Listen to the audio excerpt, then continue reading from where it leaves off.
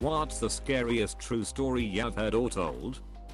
When I was a little girl, 9 years old or thereabouts, I was playing at the school down the street from my house. It was the middle of summer and myself and a girlfriend were hanging around watching the boys play street hockey. One of the boys called my name and said a man in the parking lot was looking for me.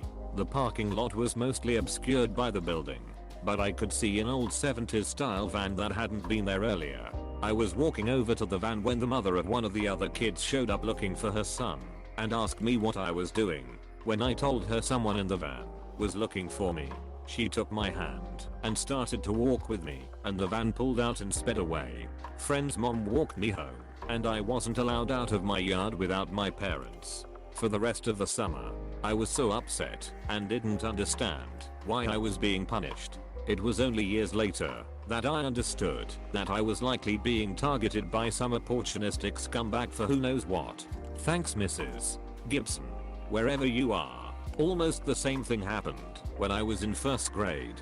About 7 or 8 years old. A man stopped by my school and told me, Alexei, your dad sent me to get you. I always walked from school, and if anybody would have gotten me, it would have been my mom. So I just asked, my dad sent you? And he answered, yes, your dad, the very specific job, I don't know why, but I started running towards my home.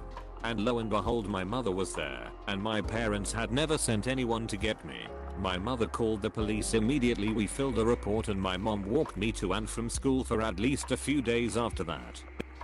I think the story of Tina Fey getting the scare on her face is super ducked up.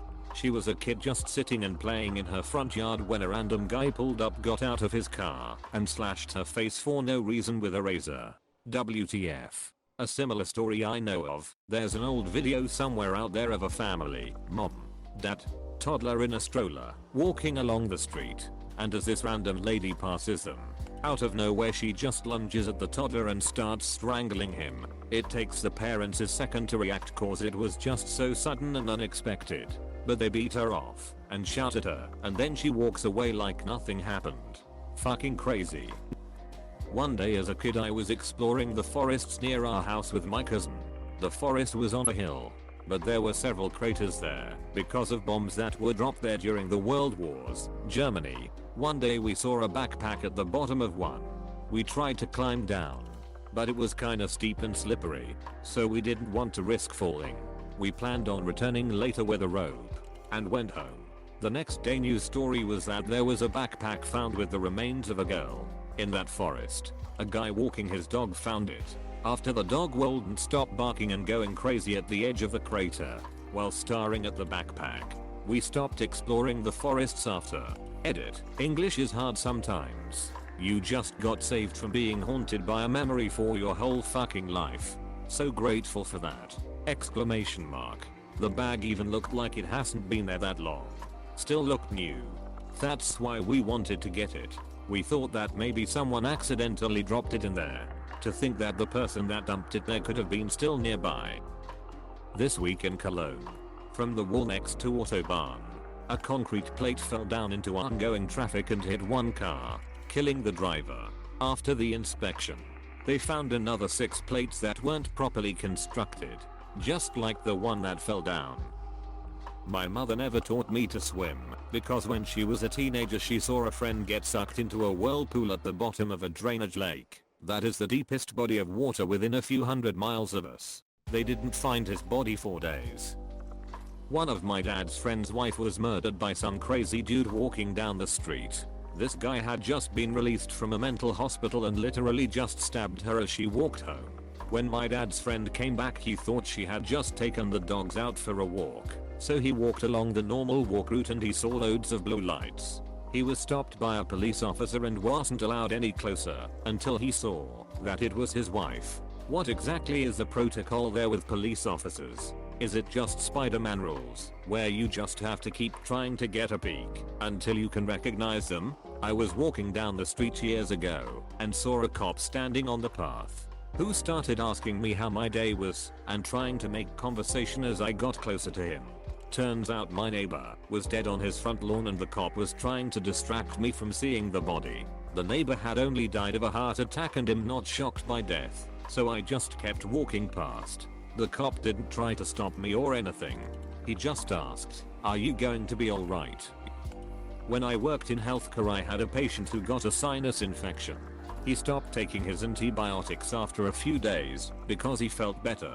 His sinus infection came back with a vengeance. When he got to the emergency department, he was presenting with stroke symptoms. The infection had spread to his cranial cavity. There was so much pus that it was twisting his brain. No one thought he would survive the surgery. The family was advised to expect the worst. Amazingly, he actually survived. He ended up needing 3 more surgeries to wash out and spent almost 2 months in the hospital. Take your full dose of antibiotics. People. This happened to a colleague, except he lay for 4 days semi-conscious on the floor of his house until another colleague went to look for him. He very nearly died. That is terrifying. Good on your other colleague for going to check on him. Man. Now I have a new fear. The lake bottom murders are scary as hell. Like, there are 4 teens who go on a camping trip in Finland.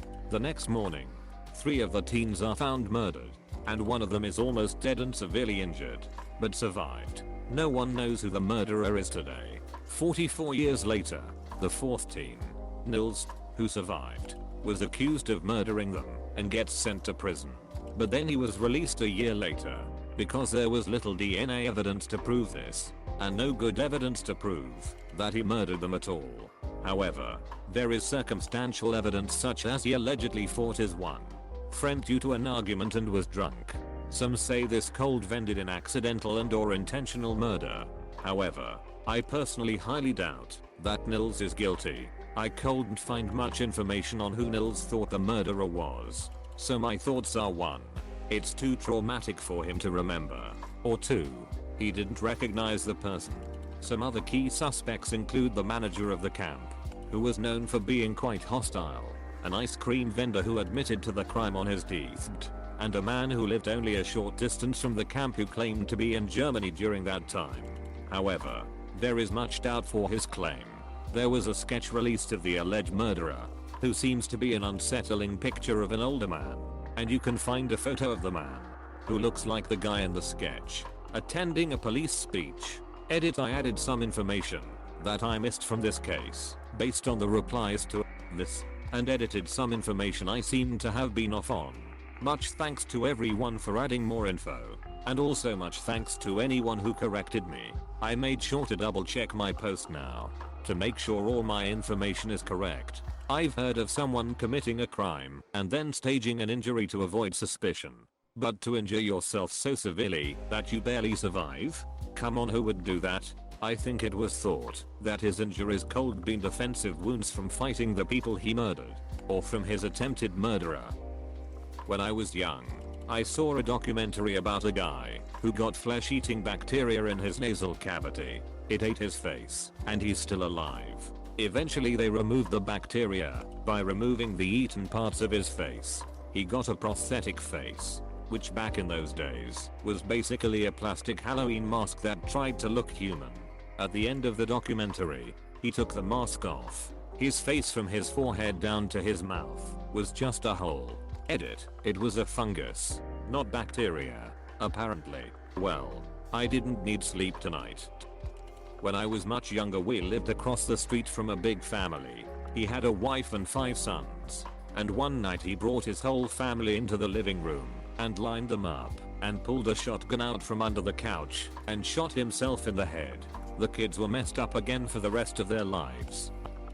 There was a man who got out of his car after it broke down on the highway and attempted to walk across the highway to the other side late at night. He was hit by a car and his body was driven over so many times that by the time the sun came up his body parts were scattered across 300 meters of highway. I was in the drunk tank with a guy who beat another man to death.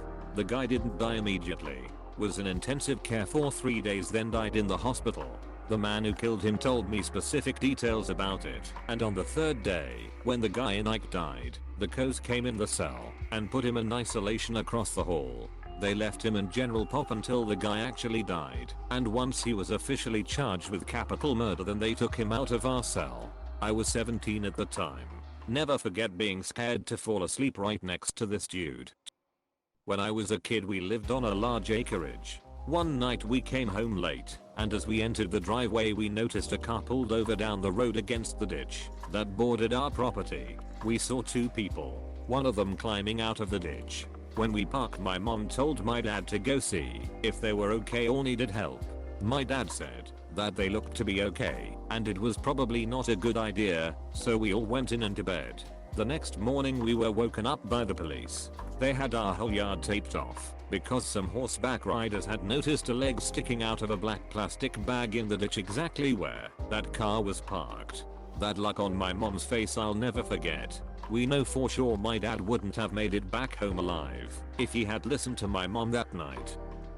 I met a guy who had been traveling Australia with a couple friends, hitchhiking around as many of us had done. One of his friends told him they were near his distant uncle's house, whom he'd never met before. He got a phone number from a family member, and as they had hoped, the uncle offered them a place to stay. He picked them up in town and drove them out to his rural property way out in the bush. They said he seemed like a pretty normal guy, friendly and cheery. When it was time to set up a place to sleep, the uncle took them to a closet that was totally full of sleeping bags and bedrolls. They didn't think much of it at the time and all grabbed a kid and set up on the living room floor. They stayed a couple days and nothing out of the ordinary happened. And afterwards the uncle drove them to the bus station and they continued on their way. About a year later, that man was arrested and charged with several counts of murder. He was the man who was picking up young hitchhiking backpackers and slaughtering them. The guy who told me this story was 100% certain he had slept in the sleeping bag of one of his victims. I guess he didn't kill the guys cause one of them was his nephew, or because people knew they were there. When I was about 8 years old, our school was doing swimming lessons as part of the curriculum. My mum worked late, so we went to after school care and didn't get home until after dark. When we got home, mum asked me to take my wet togs, bathing suit, and towel out to the clothes line to dry, so I could use them the next day. I was so confident going outside to do this, and had this real feeling of being a big kid. I walked into our backyard only for a man to be running at me. I screamed, jumped inside and instinctively locked the back door as I did so. As this was happening, my mum told me she heard the guy jump the gate which was next to her bedroom just after she heard me scream and came running to find me. I slept with the light on until I was 16, and I get my husband to go outside for me while it's dark. What the duck? Please don't forget to like and subscribe if you enjoyed watching this video. Leave your thoughts in the comments below.